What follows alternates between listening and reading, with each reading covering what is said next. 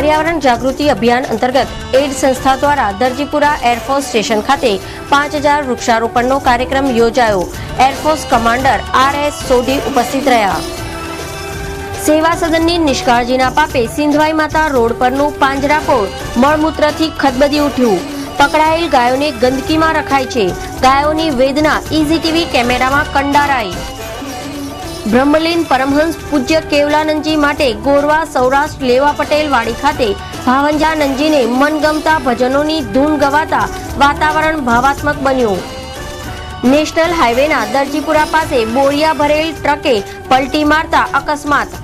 Highway પર traffic જામના દ્રશ્યો સર્જાયા।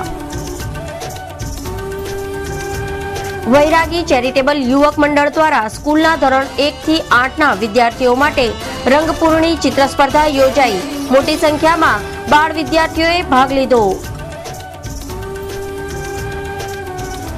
નમસ્કાર દર્શક મિત્રો, ઈસીટીવીના સમાચાર કક્ષમાં આપનું સ્વાગત છે। હવે જોઈએ સમાચાર વિગતવાર।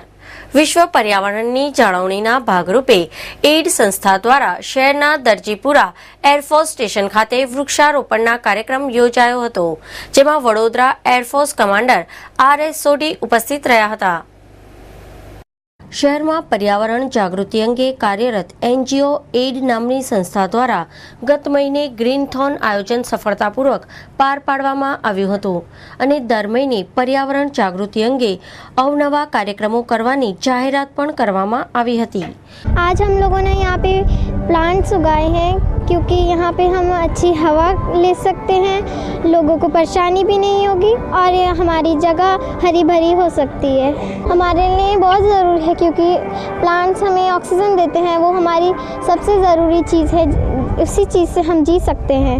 मैं ये मैसेज आप लोगों को देना चाहती हूँ कि आप लोग कभी पेड़ ना काटें और ज़्यादा से ज़्यादा पेड़ उगाएं। Plant more trees is the only message I can give, where we can go green, live comfortably and look after the environment.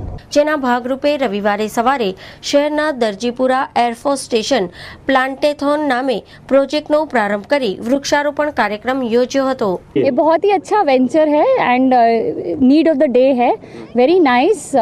दर्जीपुरा go green as Mrs ASK ने बोला है एंड आई एम हैप्पी कि आज ये यहाँ किया गया है।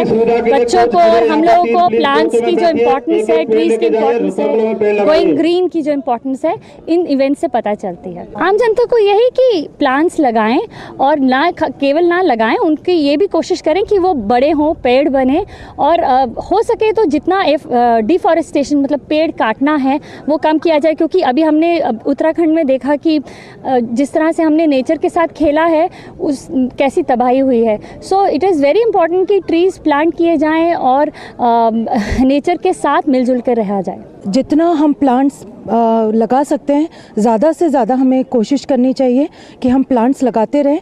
और जिस तरीके से आज दर्जीपुरा में आज हमने इवेंट किया है, आई ओनली से कि go green and maintain it. Darjipura, Baroda, India, the whole universe, go green, बस बी विथ द नेचर।